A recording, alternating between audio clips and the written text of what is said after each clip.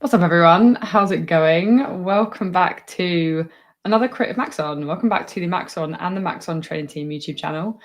I hope you're all having a good Wednesday. It's good to be back. We had a little two-parter this week. So those of you who are in the stream yesterday will know that we actually did the Cinema 4D sort of animating side of things yesterday. And then last week, Ian showed us how to model inside of ZBrush, how to model this particular perfume bottle. And yeah, today we're going to be covering probably my favorite stuff to talk about. So this is definitely my favorite stream. All things to do with Redshift. And so we kind of titled this product lighting and texturing for whether it's product, perfume ads, etc. But it's mostly going to be a guide to glass and refraction and stuff like that. I get asked a lot about this. And so that was kind of one of the reasons why we chose to put together a perfume ad series. So we could really dive into talking about glass, refraction, and the kind of things and kind of rules we need to look at just to make something look really, really great inside of Redshift.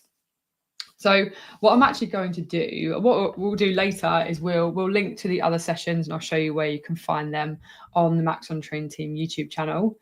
But for now, don't forget in the description of this video, there are actually some project files. So there are 4 project files for Cinema 4D and Redshift. So everything is lit and textured, exactly kind of this kind of stuff we're going to look at today. So feel free to grab those. There is also something called streamfile_redshift. And that is this file here, which is kind of like a starting version of that first shot. And this is kind of what we're going to work on today, is this particular shot here and kind of going through the different techniques that we need. For anyone who's not seen the final, I'm just going to really quickly play it for you and then we will dive in.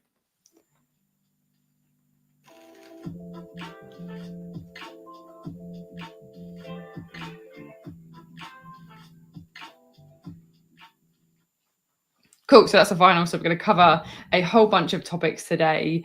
Everything from looking at nested dielectrics, which is effectively a technique used within 3D to handle situations where we have transparent or refractive objects like glass with liquids, and they're placed inside other sort of transparent and refractive objects, creating this sort of series of complex refractive experiences happening together. So we'll talk a little bit about that. We're also going to talk a little bit about lighting, but it's relatively simple, the lighting setup for these shots. And then we're going to dive into looking at OpenPBR materials, so creating the glass for the bottle and then the liquid. Little things like surface tension, and then a very important topic, which is trace depths. And then we're going to look a little bit at optimization depending on the time, because I feel like it's an important topic to talk about. So also to hey everyone in the chat, hey to Raw, Brian, Phil, and Mr. Mandy, and to Shafi. How's it going, guys? Thank you for joining. As always, there is a chat section within YouTube. So if you have any questions for me, anything doesn't make sense, then feel free to just let me know. I'm on my own today, like I was yesterday, so I'll do my best to kind of be keeping an eye on the questions while we're going. Okay, cool. So there's obviously a lot of different things that we can talk about today. So we'll just be going through them at, you know, a relatively nice pace. But again, anything doesn't make sense, then just let me know.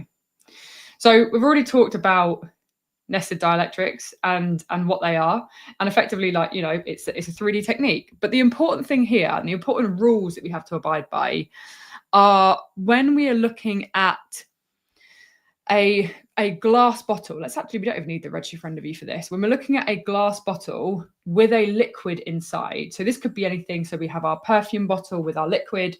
We could have a glass with, you know, with water inside of it or some kind of liquid inside of it. We then have to think about nested dielectrics and what we need to do in order to get accurate refractions. So that's what this is about. It's about accurate refractions. And so what we have to make sure is, let me just go to the glass bottle and let's X-ray this for us. So what we have to actually make sure is the glass itself. So actually, let's just solo everything. So let's solo. So the glass itself, it has to be double-sided. It has to have a thickness to it. So we have to have these outside faces, and we have to then have, let me come into here. We then have to have the inside. So we can see this is the thickness of my bottle. So what I can do is I can actually come all the way in here, and you can see I can come onto the inside of this bottle. So I'm now effectively, I'm now inside the glass itself. And so this is what we mean by saying we need to have double-sided geometry. And if I actually click one of these polygons, we can see that the inside polygons are actually, we're seeing the back of them here. So when we talked yesterday about reversing the normals, this is what we mean. On the inside of my bottle, we need to be able to see the back face of my polygons. And then if I then come into here, this is now the inside of the actual perfume bottle itself. So we're not talking about inside the thickness layer. We're talking about within the glass bottle.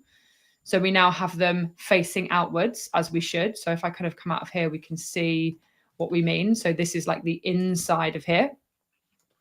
And then of course we have the outside, which are naturally facing out. So this is a really important step when we're talking about working with accurate looking glass. This perfume bottle is double-sided. So what else we need to do, and this is a very, very important step. If we are working, like we said, with liquids within some type of glass, and this is going to seem really, really strange, but we have to make sure, if I just sort of, let's find an area, let's go on the inside here. We have to make sure our liquid, which is kind of this here, which we've cut off, remember? So if we go to our legacy ball, we have this here. Our liquid actually needs to be just slightly overlapping that inside layer of our glass. So we can see here, if I just come back to the inside, we can see this is our liquid. We've got our straw here, we've got our liquid, and we've got that inner layer, that first layer of our glass. And if I come to the outside, so this is the outer layer of the glass, and now we're within that glass thickness, we can see my liquid is overlapping. This is really, really, really important. And we should have some time later to, I'll show a comparison. Actually, you know what? Let's do that now. Let's show a comparison. So for speed, let's just grab this whiskey glass. And so this already is, it's a glass with a liquid inside of it that's sort of like already created for Redshift. Let's just throw in a HDR just for speed. Throw that in there. And then let's go to the Redshift render view. So this is a super fast setup, just so I can show you this. Okay, so this looks pretty good, pretty accurate. There's a few things we'd want to change, but for now, I'm going to leave it as it is. And so we can see that liquid goes all the way to the edge of the glass and around to the bottom. And this is looking accurate. And that's because the whiskey geometry is overlapping just that inside layer of that glass, just like we looked at. But if I come in and I just shrink this down, so this is now not overlapping and it's within the actual glass itself, we can see how different that looks. And so it might seem strange to be, deliberately creating overlapping geometry, but this is what we mean by nested dielectrics. And this is one of the rules that we absolutely have to abide by. And so if you find things aren't looking correct, make sure that you go into your liquid geometry and you have that overlapping. And it has to be overlapping in all directions. So this actually overlaps all around and even underneath. Okay, so that was sort of like a key thing that we needed to talk about. And that was, I came across this issue as I was sort of like working on this scene. And I had a little area that wasn't overlapping. So I couldn't quite figure it out, but I went through and I changed it and I made sure that every bit of that was overlapping as well. So let's throw in some lighting. We'll come back to our lights as we start to then build our materials, because we'll see how important they are and how much they work hand in hand together. But what we'll do is we're going to just be lighting this scene with a dome light and an area light. So that's all that we're going to use, but we're going to look at some little tricks inside of here as well. So let's take our dome light. And then within our asset browser, we have a bunch of HDRI studio setups that we can use. And these are really great because they create some really nice looking reflections and refractions within our glass. And so thinking about your HDRI in this case is going to be important because it's going to be quite visible within our shot. So let's just drag and drop that into the path.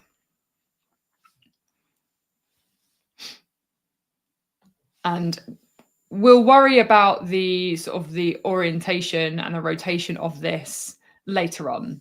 For now, I'm not overly fussed about it. I'm going to create my materials and then we'll probably go back to our lights. We could even, if we wanted to, do a little bit of our rotation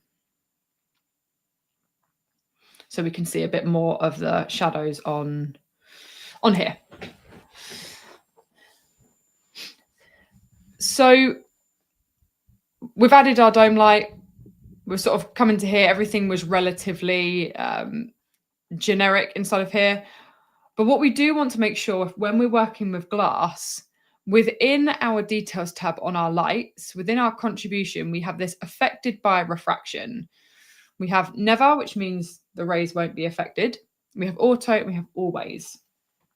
When working with glass, we do want to make sure that contribution is set to always. Be careful though, if you're working with extremely rough surfaces, this can override and cause some extra issues. So we're sort of talking about this in the context of nice clear glass right now. So we have our dome light. And what we can also do is we can then add a physical light or an area light. And this is going to help us bring out more details within our scene and actually help to bring out, you know, some more contrast and some more depth to our shot. So like I said, those finals were only rendered with a dome light and an area light. The rest of it and the rest of the kind of magic is within the texturing and some of the render settings. So if we take an area light, again, we just want to make sure we set those rays to always. And then let's just make this smaller. And the reason for this is because we have a relatively small shot. Let me just go back to our Redshift camera. Let's put that in here. And then because this is quite big and it's quite up close to my object, we might actually need to just reduce that intensity by quite a big amount. And we can even reduce the exposure. So the intensity is the intensity of the light. The exposure acts as a multiplier. So sometimes you might find you're putting that intensity really, really low. And if you can't go any further or we're getting to silly values, we could decrease that exposure as well. And something I want to talk about when working with area lights is a lot of the time people like to use softbox textures. This is going to soften the edges and create a bit more of a diffuse light. And on the original, I used one of the Grayscale Gorilla softboxes, but we can actually kind of create our own. And I thought for the sake of the stream, I'll just talk you through how you can create your own softbox inside of here. So if we just, within our area light, add a graph, we can actually, could even switch off the dome light here and just only have the area light lighting our scene. we can double click our node editor and we have this physical, this area-like material here. And this is a really cool way of adding color. We can add gradients, we can create a fade in and out. But what we can do, you can actually create your own equivalent softbox by just using a few simple nodes. So the way that we can do this is we can take a ramp. So we just double click and we can take a ramp node. And within here, we have a few different map types. So we could do circular, and maybe we could just invert that gradient. Because remember, the white area will allow light through, the black area will effectively block the light, and anything grayscale will partially block the light. So we can connect this to our color, and now we've softened that image up a little bit nicely on here. So we have obviously different map types that you might be familiar with, but what I think is really cool is we can begin to sort of layer this up and play around with this by using a color layer. And our color layer is what I call baby Photoshop. We can combine multiple colors based on black and white or grayscale masks and based on our different blending modes. And so if we wanted to make this a little bit more interesting, we could grab a Maxon noise, we could connect that into our layer 1, and then we could just multiply these together. And so now we've created, if I just sort of reduce that mask a little bit so we don't see, those really heavy values, we've created effectively our own softbox here, which is procedural, and I can come into my ramp or my noise and I can play around with this a lot more. And if I just sort of call this softbox, if I just switch that one off, so this is what it looked like before. So we have this kind of just pure white area light with the same intensity everywhere, versus the softbox, which is just a little bit more of a diffuse and softer light. And this is quite an interesting technique. And a lot of people in, photo studios, photography studios, they use softboxes, they use cookies, which are gobos. And it allows us to just create some more interesting lighting that isn't, this same intensity all over. So we can create our own softbox effectively this way. Let's bring our dome light back on. And let's, for the sake of everyone on here, let's do a quick save. Okay, so let's quickly dive into the texturing side of things, because it's all well and good me talking about lighting, but we want to also be talking about glass. And at the moment, we don't really see much going on. And so before we do this, we've had a quick question from Nicole asking, sorry for the double question, can you confirm which way the normals are facing on the interior of the glass? So yes, I can. That is not a problem at all. So if I go to the glass bottle, let's just solo this. So on the outside, the ones facing us are going to be the correct way. So that's represented by that orange. On then what is, the inside of the bottle, but also correctly facing outwards, will be this correct way. But if we go on to the inside of the thickness, so we're inside the glass now, these should be the back of the polygons.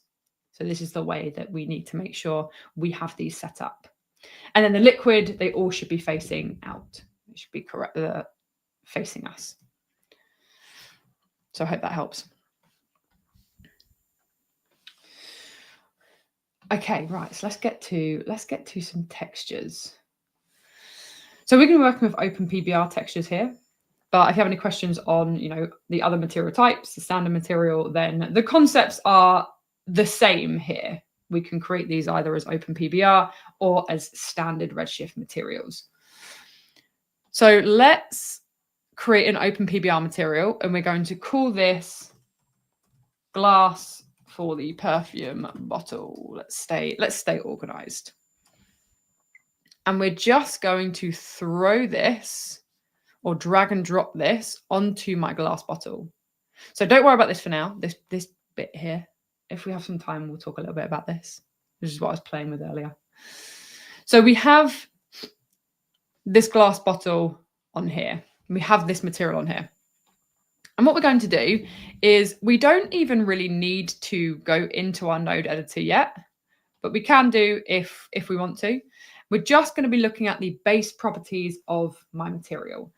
And this material is relatively simple to set up. So if we're thinking about glass and we're thinking about refraction, we're talking about transmission.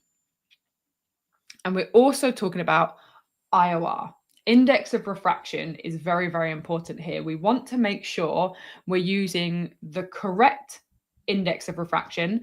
And you can Google this online. You can search, the IOR of glass, the IOR of water, all of those different things. And when we're talking about nested dielectrics, which in our case we do, we have this overlapping geometry. We do also want to make sure we have differing IOR values, which in our case we do.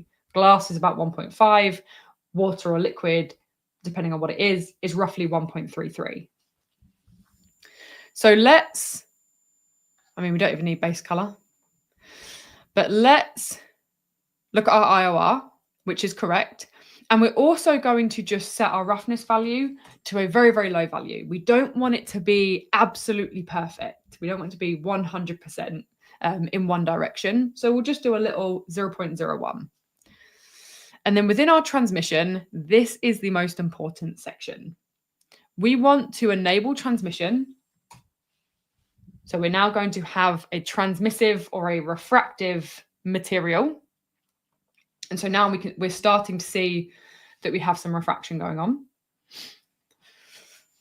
And then what we want to do, or we might want to, then look at our depth value or our color.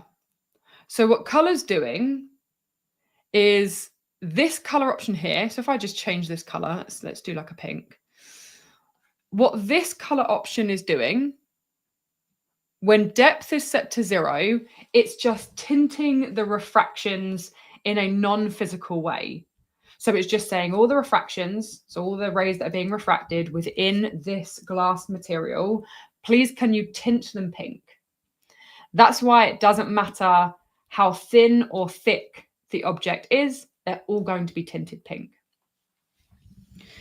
If you want to start creating some realistic glass or some realistic transmissive materials that have an element of thickness, this is where we want to play with this depth value. So we can then say in centimeters, how far this color is now going to travel. And this is going to be our scatter color. So we could just pop that down there. And now we can kind of play around and we can go higher and higher. And you can see as we get higher, let's do a really high value. As we get higher, we're now creating a more realistic looking pinkish glass, which is now looking at the different varying thickness layers or values of our object. And so this is all well and good, but we don't want pink glass, right? So we're looking for a nice clear glass. So what we're going to do is, again, not necessarily do a 100% value. Let's just do a 98% or a 0.98. So we're almost perfect white. Let's put our scatter back on to black and let's drop that down. So we could have no depth value. Again, the concepts are the same. Or what we can do is we can look at adding a depth value inside of here. And believe it or not, it might not be visible in the stream and it might also not be visible within your render view, but I did 2 separate tests, one with depth and one without, and you do actually see a difference within your refractions and within your reflections. So the depth for realism is actually quite an important step here. Okay, so we're getting a bit closer. Things aren't looking too great, but it's okay. We still have a lot more steps that we need to talk about in order to create this to look really, really nice. What we are going to do is let's create the liquid as well. And then we'll talk about some of the things that we need to do in order to make this look a hell of a lot better than it looks right now. So we'll leave this like this. And then what we'll do is we'll also create another OpenPBR. And this is going to be our liquid for our perfume. So let's make sure our liquid goes onto our legacy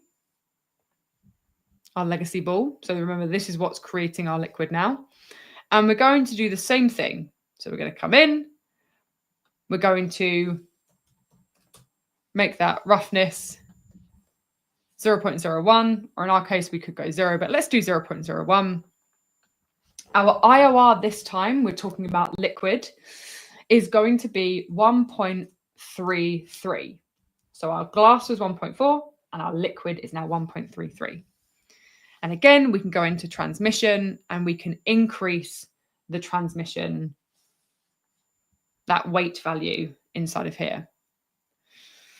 And then what we can do is I might even just steal the colors of the original liquid. So this is the color that you want that liquid to be. So let me just copy that, just so I don't have to worry about finding that again. I'm going to paste that in here. And you're probably thinking, Ellie, it's looking strange. It's looking really weird. And you're right, it is. But that's okay. It's expected. And so the reason this looks a little bit strange is because of our trace steps. And so it's hard at this point to really be, perfecting how my glass and how my liquid is looking because of my trace steps. And so let's talk about those. Let's dive into that. Before we worry about going to here, because I could be looking at my render view thinking, oh, I really need to, fix my material or fix my lighting, when really it's neither of those things at the moment that are causing this to not look as it should. And so in my render settings, under globals, so under my Redshift advanced, so we'll talk a little bit about, some of these different settings throughout this live stream, but this is the most important one. Trace steps. Trace steps are the individual bounces for different ray types: reflection, refraction, volume, and transparency. And combined is the combined number of trace steps. So we have to make sure if we are increasing our trace steps, which in this case we need to, the defaults are not good enough, and we'll see that. I'll show you an actual representation. And so if we're increasing those, we also need to increase the combined. So keep an eye on here. So let's even, for fun, let's do a snapshot. This one here. Let's take a snapshot. And let's hit save just for fun. And so in my combined, I'm going to put it down to 0, just so I can really show you exactly what this is doing. So we have 0 combined trace steps. So it doesn't matter how high I go with these now, we can see it's not doing anything. And so as I increase my combined, you'll be able to see how this changes how my refractive and my reflective materials are looking. So if we go through, we can see as we increase, we're getting more and more of that refractive ray bouncing. And so now what's happened is we're no longer getting an improved looking refraction. And so this is now where we need to come into our individual trace steps and then begin to increase these. And so now we're seeing more and more within here. And so let's just put my combined up to a silly number, just so we can begin to work with this. And so you can see as I'm increasing this, we can see how this is looking far better than it was looking before. So that's because what we need to allow for is the individual number of bounces. And so what's happening is as a ray comes in, it needs to go through this first layer. It needs to then go through into this second layer, then into the liquid. And then what actually happens is the cap and the straw. So let's just throw these on here as well. And we may as well throw the lid on there. So the cap and the straw also are then refractive materials. So it then has to go through that layer, and then it needs to come all the way back at the other side of all of those layers. And so if we don't allow for that many refractive bounces, we're not going to be allowed to, you know, see that realistically within our refraction. So then what we can do, we can come back into here and we can sort of say, okay, let's go to 18 and let's come into our combined until we don't see any changes inside of here. So let's maybe just put that on to 20. And so now we can see that is looking far better. Also, hello to Ian, who's joined us in the chat. How's it going, Ian? So let's go back into our liquid and let's take a little look inside of here. So again, what we'll want to do is we want to make sure that we have this depth value as well in order to create that better looking liquid. So we could even drop that down to maybe a 2. So remember, this is in the centimeters. This is in centimeters because we're in C4D. If you're in a different DCC, it will be whatever the units are of your DCC. And so from here, what we can do is we can now look at that dome light, and we're probably thinking the lighting is looking a little bit off now. So let's maybe go into our dome light and let's maybe just rotate this a little bit round so we can start to get some better looking glass and reflections. So for now, let's leave it like this. So we have our glass. We have our glass that's looking a little bit something like this, and we've created our liquid that again has that different IOR and has those transmission values inside of here. And the most important thing we did was we changed our trace depths. Something I do want to talk about really quickly, actually, is you can do trace depths and optimization on a per material basis. So within our glass or within our any material, you can go to Redshift optimization and you can actually do a local override for your reflection and transmission trace depths. And this will override your local ones. And so you're probably thinking, like, why would we use this? Well, you might have some objects that don't need the high number of trace depths like this. And so in this case, what we can do is we could override our trace depths here, and we could make sure we're just increasing them on a local basis. And this works really well for optimization. Okay. Okay, cool. So we've talked a little bit about these two different materials. And now let's talk about something else that helps sell this liquid. So yesterday we looked at how we can make it stay level. Today we looked at how we can sort of render it and make it look a little bit nicer. We looked at our trace depths and our index of refraction. But what we also might have to do, and what we'll do in this case, is if I sort of come a little bit closer, if I come to here, we can see, if I try and get this like really flat, we can see that this liquid is kind of perfectly flat, right? And so in our case, we have something called surface tension. And that's when there is this little kind of edge bevel on our liquid inside of our object. And this can be done in various different ways. You could model that bevel yourself. Or what you could do is we can do it in a procedural way using a Cinema 4D node. And then we can also create that beveling using a Redshift node.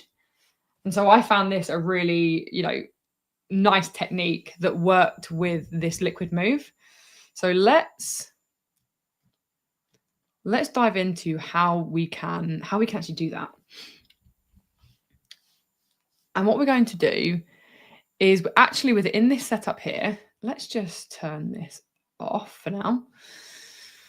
We're going to use a node, and I think it's select facing. Here we go. We're going to use a node operator, which is called select facing. I'm going to make it a child of the liquid null. So it's looking at this entire setup as a whole. And what we can do is we can use this node to actually create our own polygon selection, which we can then apply a second material to, which has that bevel on. So what we want is we want the positive Y facing polygons, and we want to call this surface tension. And so now what we've done is we've created our own polygon selection tag. And so we have this liquid perfume, and then we can create a second option. So just for sakes of this, just so we can show you this, we can then drag that onto here. And the same way that you use material selections and polygon selections, we can drag that surface tension into there. And you can now see we have this material on top, and this material is the normal material inside. So let's bring this back and do this.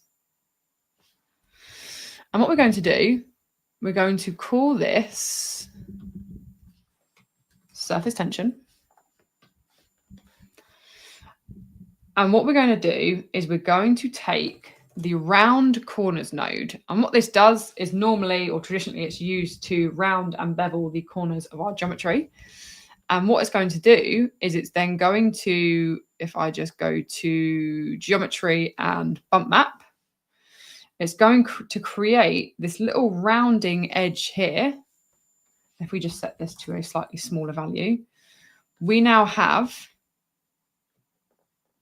this little rounding happening on here, and it's creating that false version of that surface tension. Okay, right, so let's come back into here. And so we're getting a little bit closer. It's looking a little bit better than it did at the beginning. And again, that's just down to our dome light, our softbox, and those nice materials that we have just set up. So there is another thing I want to talk about. And that was a little bit of a trick that Adrian, one of the developers, showed me. And it talks about using real geometry to create more realistic refractive ray bending. So if I had this perfume bottle in an entire environment, an entire scene, the refractions and the reflections would look better because of that real geometry within my scene. So of course the dome light is only doing so much.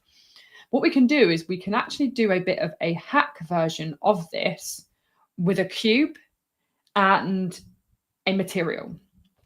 So this will work to not only increase the look of our refractions, but it can also then work to apply a background color. And that's exactly what I did in that final animation. So what we can do is we can create a cube, which is now going around the entire scene. So we can see everything is within this little area, okay? At the moment, it looks a little bit strange, but that's okay. We have to trust the process here. And what we can do is let's just create a standard material. Why not? And let's throw that on my cube. And this is going to become my cube HDRI / background. That's what this is going to work as. And this is going to be the same thing, cube HDRI / background. And within my cube, we're going to do a similar technique that we looked at for the softbox. We're just going to apply a ramp, and we're going to create our own gradient, and we're going to use that to almost be lighting our scene And again, helping to improve those refractive rays and the look of our glass. So the idea here is this is a trick to, again, create better looking glass. And it also is going to work to create a background color. And we'll look at doing the equivalent with a dome light and a plane as well, so I can show you why this is such a cool technique. So let's take a ramp. And then let's just make sure this is set to linear. And then what we're going to do is a little bit like this. So we're going to go black to white to black, right? And we actually don't need this standard material. And that's because this can plug straight into the surface. And so by plugging straight into the surface, this now effectively becomes an incandescent material. And what we can do, we can duplicate the ramp, right? And I'm going to show you really quickly how we can create a rectangle gradient. So take one ramp that we just set up, vertical, black to white to black. And then this one is going to be horizontal, black to white to black. And then all we need is our color layer. And our color layer, as we know, we can combine multiple textures together or multiple colors together. So if I just plug this in and plug this in and we can multiply them together, we now create a rectangle gradient, which we can now connect in here. And so we can now see that we're getting, if I sort of switch this off and switch this on, we're getting that nice sort of like refractive rays and those refractive gradients within our glass, and it helps to just make those refractive areas look better and sort of give that element of accuracy and realism.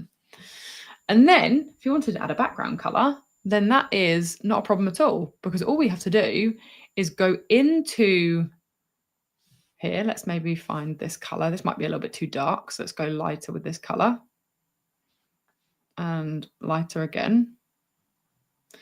We could just create a background color this way by applying a color on one of those white knots. And so we can now create that nice background.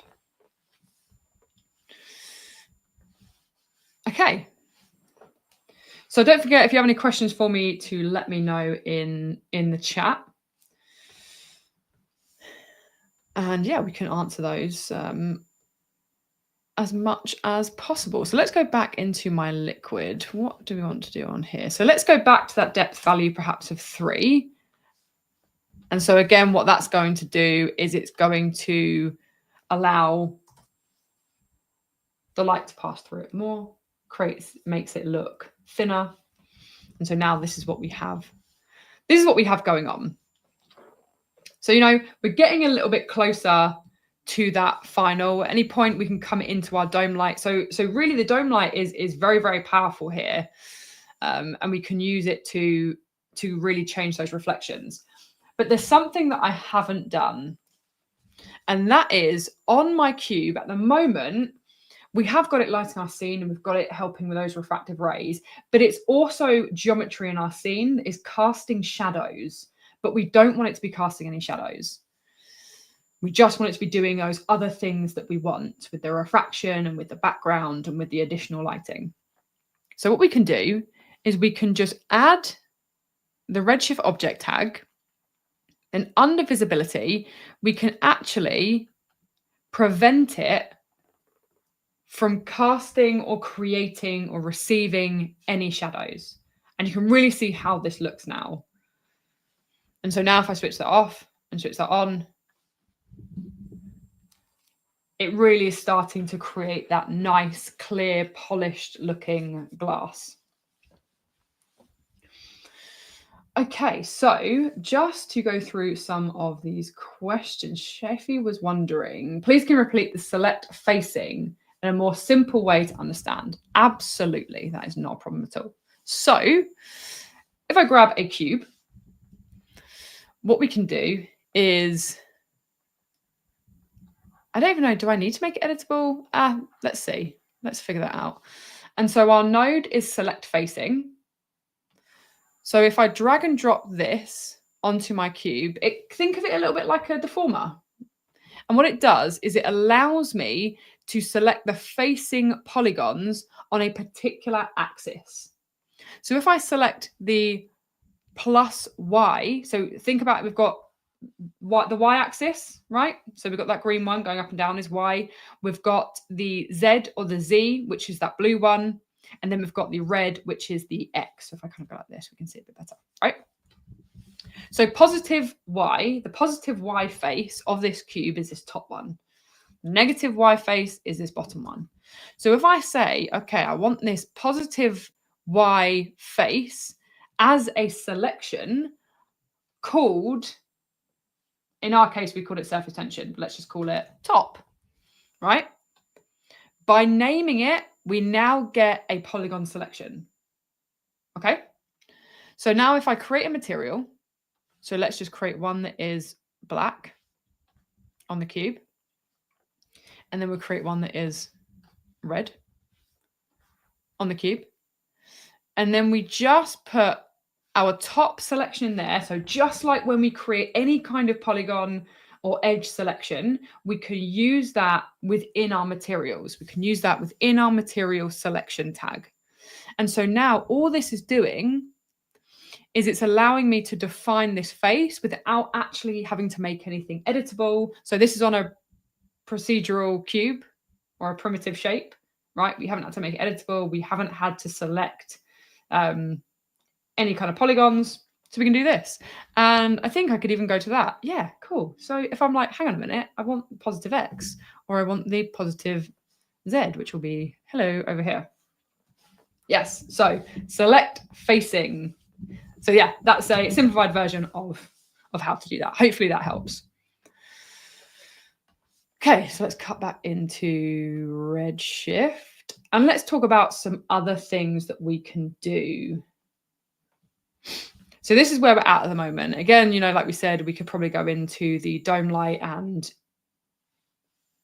rotate it a little bit to get maybe a nicer looking reflections. But for the sakes of this stream and for the sakes of the fact it is almost 10 to, we will leave it as it is. But the next step of this sort of technique here, and when we're talking about glass, is micro surface imperfections. So within the real world, as we all know, everything has an element of roughness, element of specular or reflection. And that is going to help us here. So even though I know we want this to look really polished, and your client will say to you, we want it to be, you know, clean, clean, clean, no marks, no anything, that's fine. But we can still do these tiny little micro details that won't make it look, you know, we're not talking about making it look dirty. We're not talking about fingerprints. We're talking about tiny little details that help. And this was a tip that I picked up from Ross Mason, watching his IBC presentation. I believe it was last year in Amsterdam. And so what we can do, if we go to our glass bottle here, at the moment, we've set our roughness to 0.01. So this is already on the right sort of lines. We're not going absolutely perfect. What we could do is we could create maybe a Maxon noise, or take some of the surface imperfections from inside of the asset browser, and we can create our own element of roughness.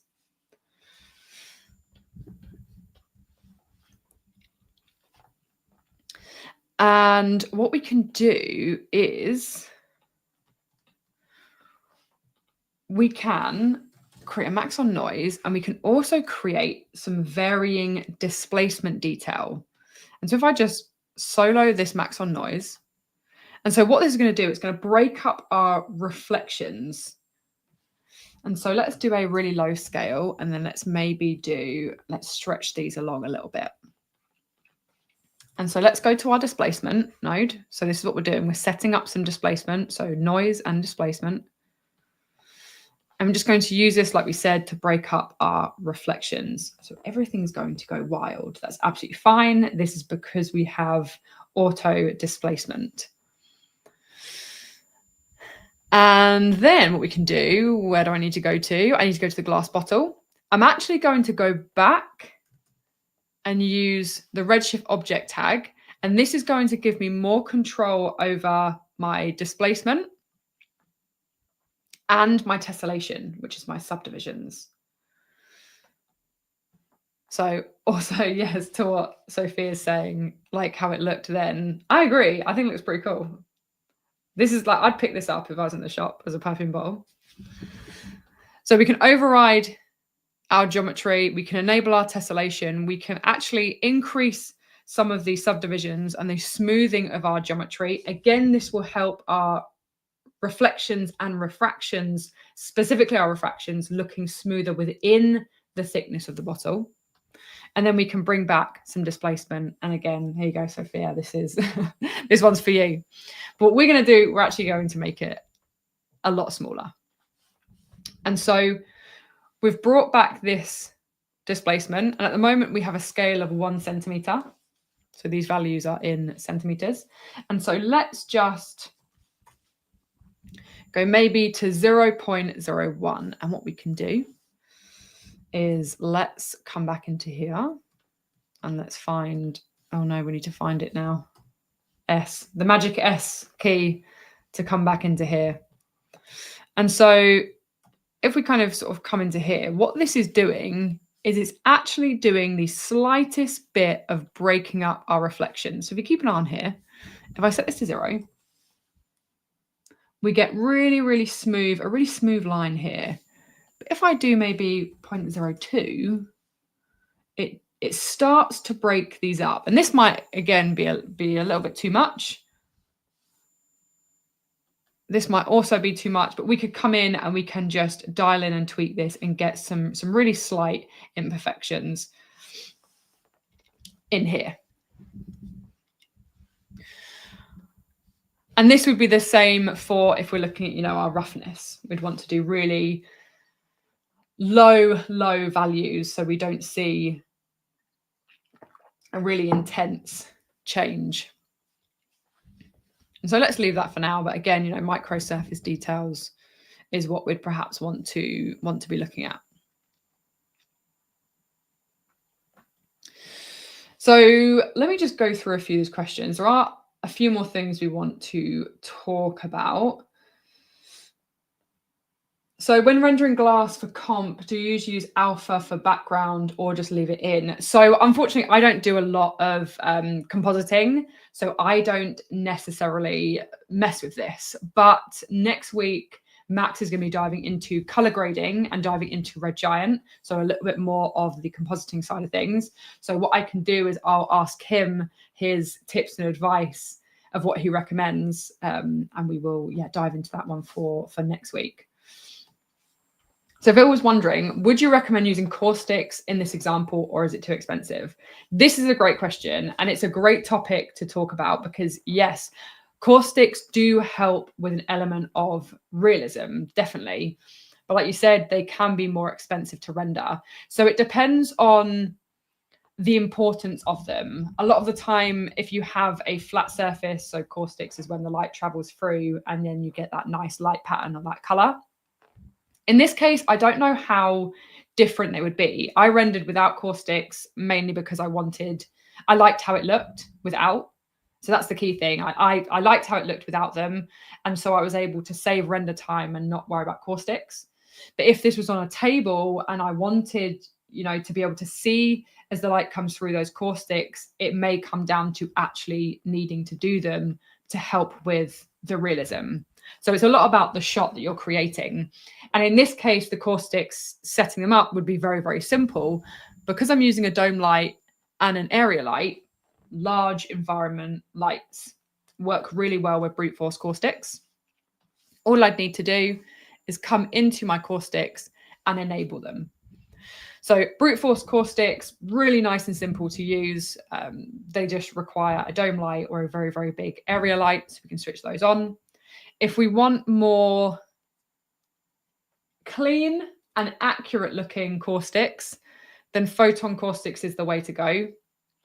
But then you need to make sure you have really small point and directional lights to help and create those caustics. So hopefully that helps. So TJ was wondering about how does the dome light still affect the bottle now the cube is in between the dome and the bottle. So yeah, this is because we added the Redshift object tag. And so that dome light is still casting and creating reflections in our scene. Let's just sort of speed through a few of these. So Shafi is wondering, as the liquid is animating, will the Maxon noise be moving too? So there's no Maxon noise on the liquid. But if the bottle is moving, then yes, we do have to make sure that when it comes to the Maxon noise, we use the world mode to make sure, or we can UV our bottle and then it will be fine and it will stick. So that might be something that we look at now. Okay, cool.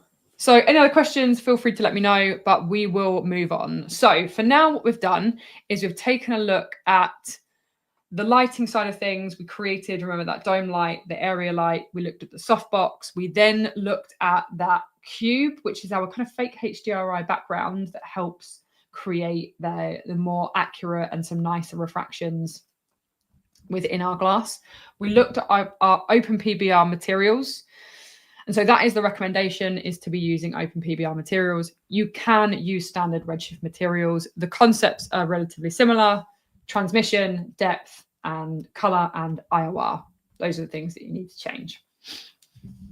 You can even go into the asset browser and you can go glass and go to materials. And there's a bunch of glass in there that is pre-made for Redshift, or liquid. And we have pre-made liquid assets as well that you can use for your scenes.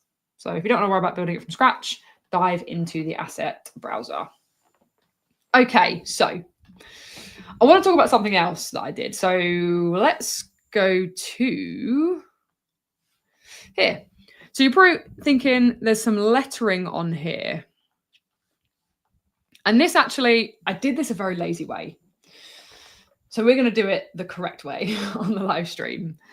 And so what I did was I created a UV. And so you can see actually we have it on all of the different layers of my glass. So this is actually, like, if we now you know, you're going to notice. And it's not ideal. We don't normally want this. Chances are you probably want it on one face of the glass and at most the two outer faces. But this is all four faces of the glass have this kind of embossing on, because I was lazy.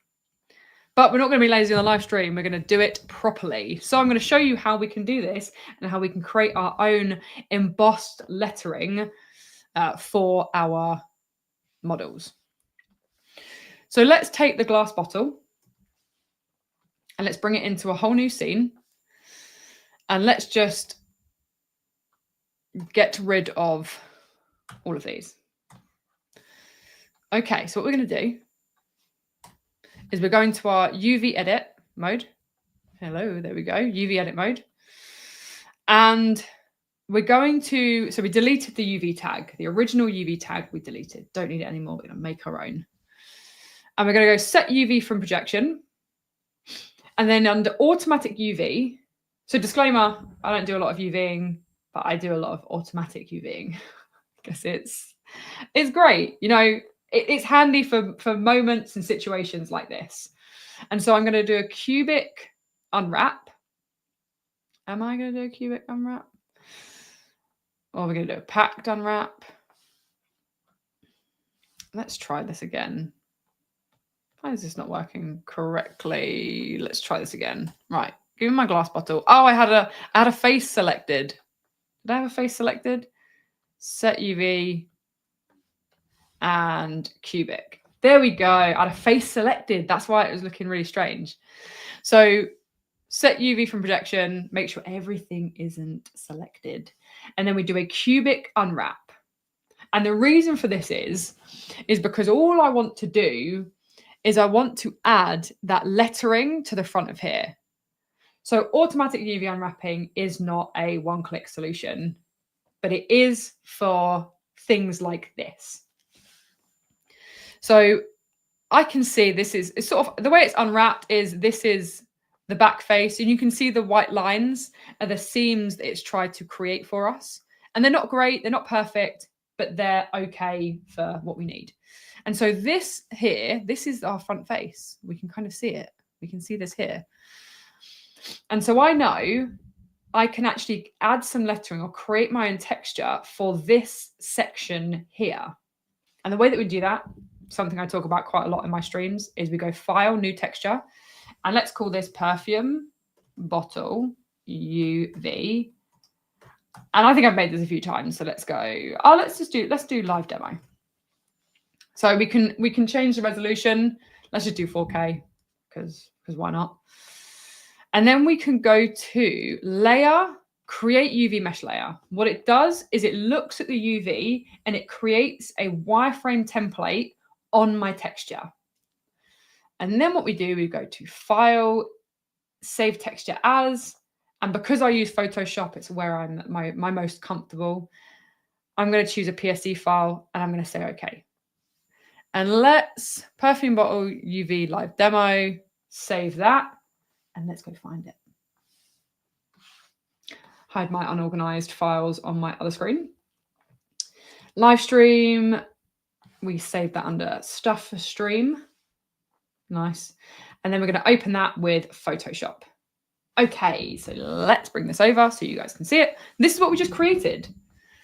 So we effectively have that background color that we made. And what we can do with this is we can make it black. And then we have our UV mesh layer. So that's that wireframe that we created when we created that UV mesh layer. And it's just really handy for us to be able to see, you know, the area that we might want to add that text to. And so what we can do is I actually think I created one. This one, let's do the other one. UV recovered. Okay, they're basically the same thing. So let's go and create this. Let's bring this in. And what we're going to call this, should we call this, let's call this golden. Let's call it golden. Because it's a little bit more of a gold sort of theme, isn't it? And I can place this sort of roughly where I think that embossing is, but it's okay because we can adjust this within Redshift. So let's set this, let's bring this out and let's set this to a mid-gray. And the important thing we want to do now is in order to create that nice smooth embossing, we actually want to make sure that we blur the edges of our text or of our label. And so we're going to get that smooth displacement on top of here. So the way that we do that really easily is we just throw on a Gaussian blur, definitely not that high. Let's maybe do something like a 4.3. So this is what we've got going on here. And now this is what we have. So we've created this texture layer and we're going to go File, Save As, and let me just save that as a PNG. So we have our PNG, and now we can come back. We can call this UV'd, our glass bottle UV'd, and we want to make sure we bring it into our original scene. So let's paste this in here. Glass bottle, so you can see what we did here, this one. Let's throw on that Redshift object tag, and let's throw on that glass. And now we can come into Redshift, go back to our render view. And then what we can do, we can now go back into that glass texture. So this is a glass texture on here. And we can use that UV that we just created. So it looks like this. I'm going to show you how it looks. Let's double click this. If it wants to open for me, here we go. This is how it looks.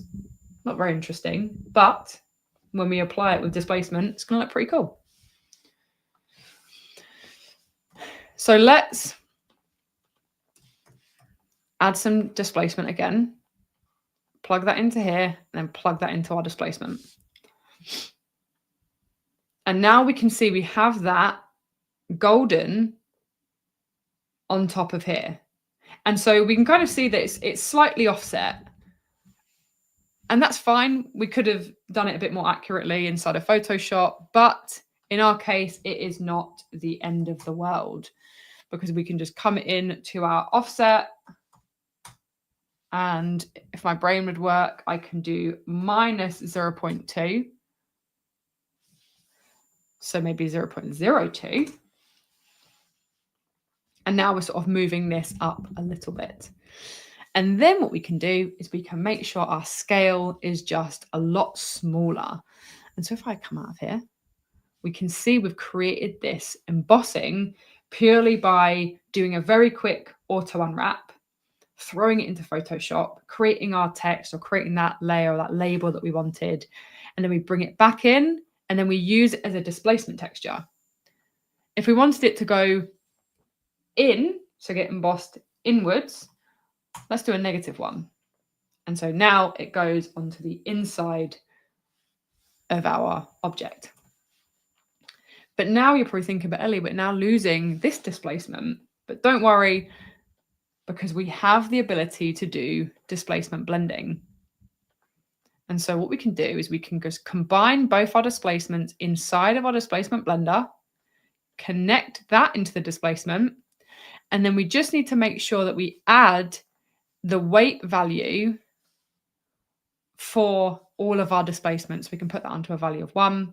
And now we're going to have, if we add them together, we get an additive mode. So we're going to have the Maxon noise displacement and something like this. Okay, so let's take a little look at how this is looking. So it's looking pretty close to that final. You know, we've created those textures. And so if we want to go back and do again a really, really quick recap, we looked at the lighting, which for us is, let's just get rid of the dome light, switch those off. Let's just save everything.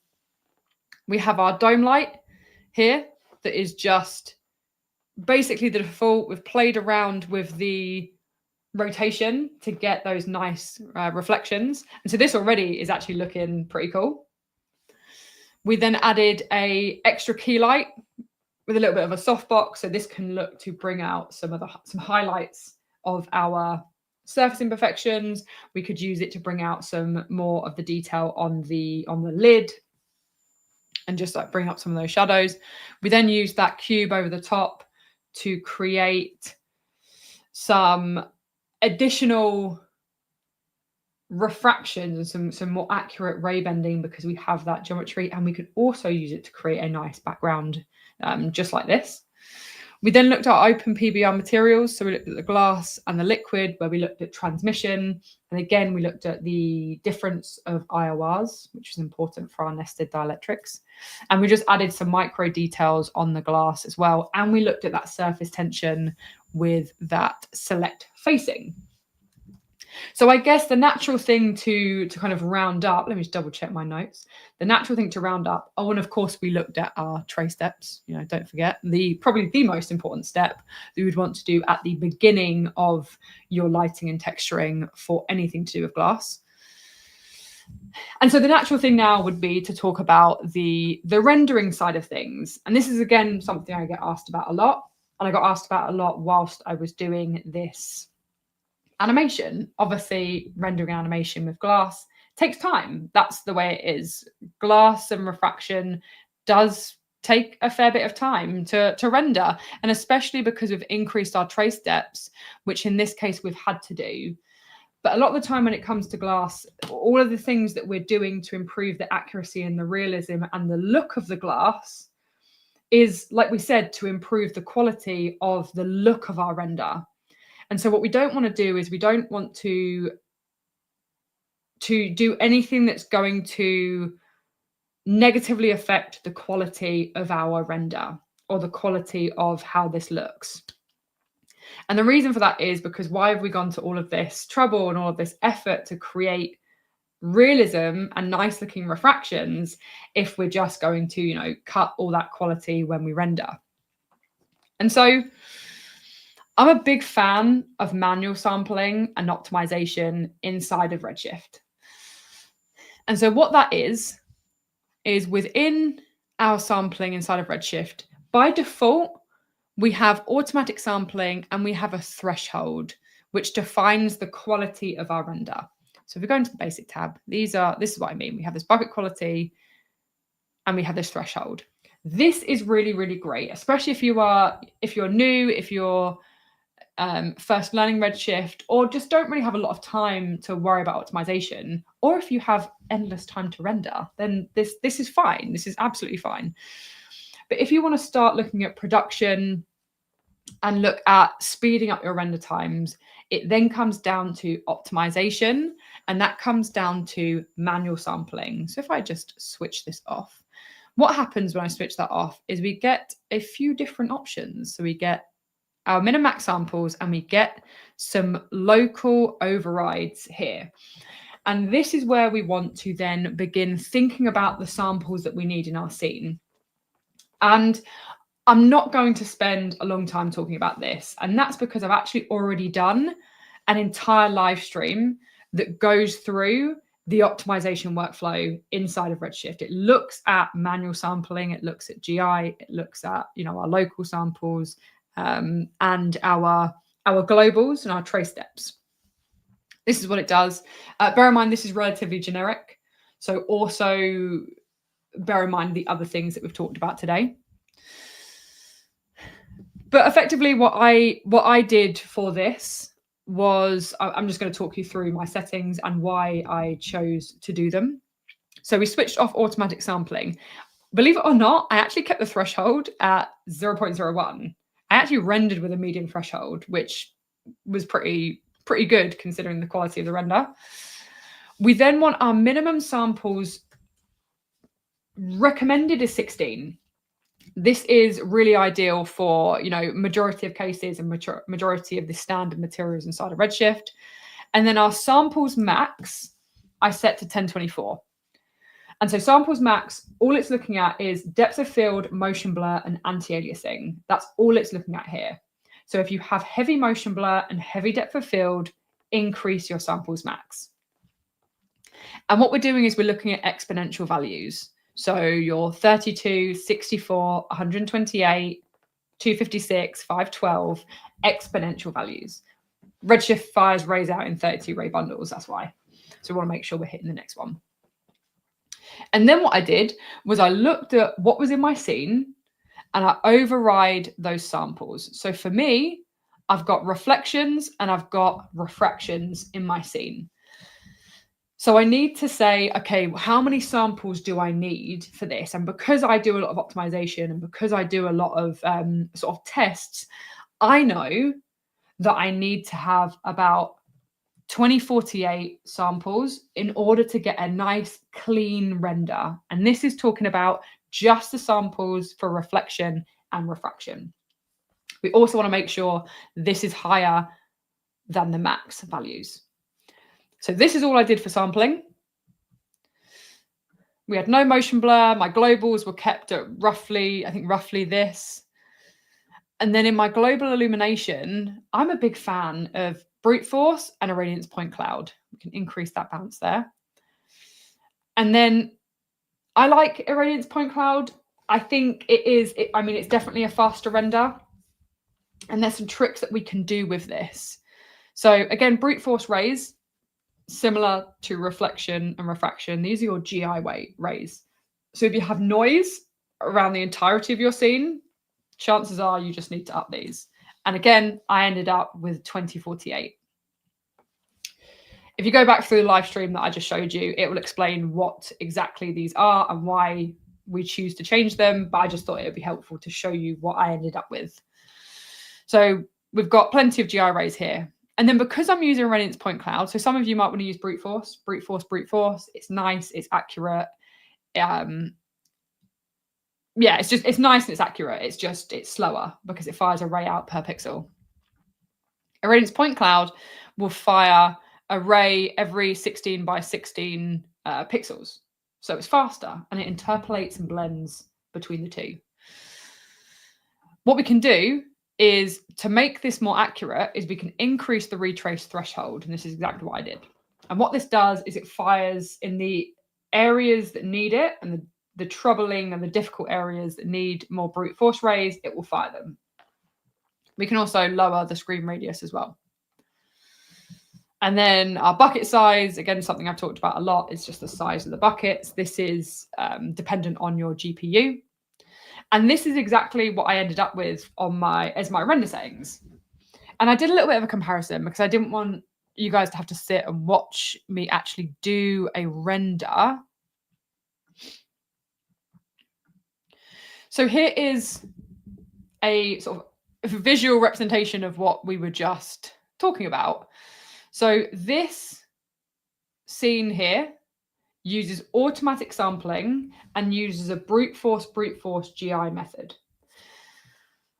Looks very nice. You know, looks very clean, looks high quality, etc. And it took 8 minutes, 28 seconds to render. And the important thing is both of these scenes had the same resolution, had the same bucket quality, so that medium that we looked at, that threshold, has the same number of trace depths, and then GI was, what was GI? 5, I think. GI was 5.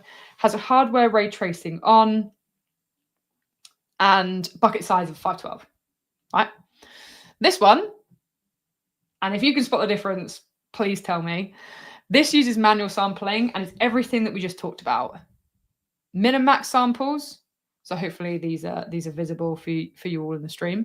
Reflection, refraction, brute force rays were 2048, and then GI was brute force and irradiance point cloud, and we did that retrace threshold, and it took 2 minutes 49 seconds. Here's another comparison. This is something I just posted on my Instagram just to kind of mess with people a little bit. It's 2 different renders put together. Those are the 2 renders put together, and you really, really cannot tell the difference. And this is why I love talking about optimization, especially when we're talking about rendering glass and refraction. And Nicola was sort of saying like crazy render times, and am I rendering on a Mac? Yes, I'm rendering on an M3 Max MacBook Pro with, I don't know, 128 gig of RAM. I probably should know this. Yeah, 128 gig of RAM, something like that. There we go. Yeah, so as you can see, we can actually really heavily improve our render times. And this is something that I did because I knew I was going to be rendering out hundreds of frames to create this final animation, which we can just really quickly go through again once more.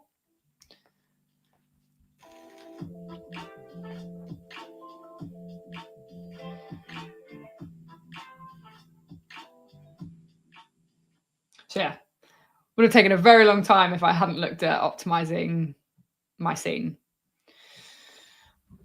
Cool, so let me just go through and see if there are any final questions. I know we've overrun, so I'm sure we're all shocked, I know. Let me just go through sort of some comments on no one wants to do UVs. I'm with you, yeah, but in this case, it's actually relatively simple and we can use it to create some pretty cool effects. I do it a lot, just this method where I do an auto unwrap and I throw it into Photoshop and I create my own kind of textures. Cool, so some final stuff. Don't forget the project files are in the description of this video. Also, this will be uploaded onto the Maxon Trainer Team YouTube channel and timestamp thanks to the amazing Dr. Sassy. So if there's any stuff you want to go back through, then don't worry, it'll be uploaded on there. You can go back through it and you can then obviously flick through based on those great timestamps that he does. I also thought I would link to the older streams. So last week, Ian showed us how we can model this inside of ZBrush. And so if you head over to the chat, you should be able to find the link for that. And then yesterday, we looked at the motion design and the animation for this inside of C4D, which is then this link that I'm putting in now. And then next week, we'll have Max on and he'll be diving into all things to do with color grading. So what I'm going to do is I'm actually going to render out a more flat color version. So not like the final here, which has just got a bit of a standard color pass from Magic Bullet Looks.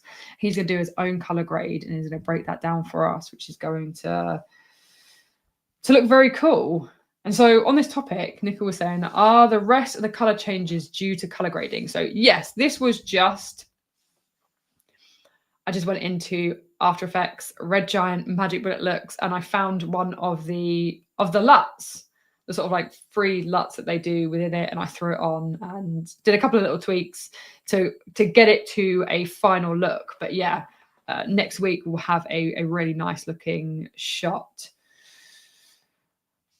And then talking about differences from when you are now versus the final render. Yeah, I will always do a little bit of post for a still that'll be inside of Photoshop, for a animation that'll be inside of After Effects, and it will be a really, really simple sort of maybe some hue, saturation levels, highlights, bit of exposure, and a bit of color grading inside of Magic Bullet Looks, just to bring up those final bits. Because I think sometimes inside of a render you can't always get it to perfect. I got it to a point where I was really happy with it, but then yeah, just wanted to do that final pass inside of there. Okay, brilliant, cool. So let's wrap this up. Thank you to everyone who joined live and for anyone who catches the recording. I hope you enjoyed it. Thanks for all the great questions as always. Don't forget to download the project files and don't forget to join us next week. If you have any questions for me, feel free to DM me on Instagram. I'm at itwaselly.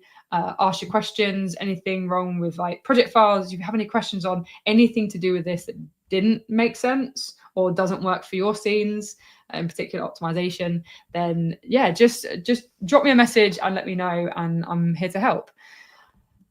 So with that, I guess we'll wrap this up. Thanks again, everyone, and I will catch you next week. Bye.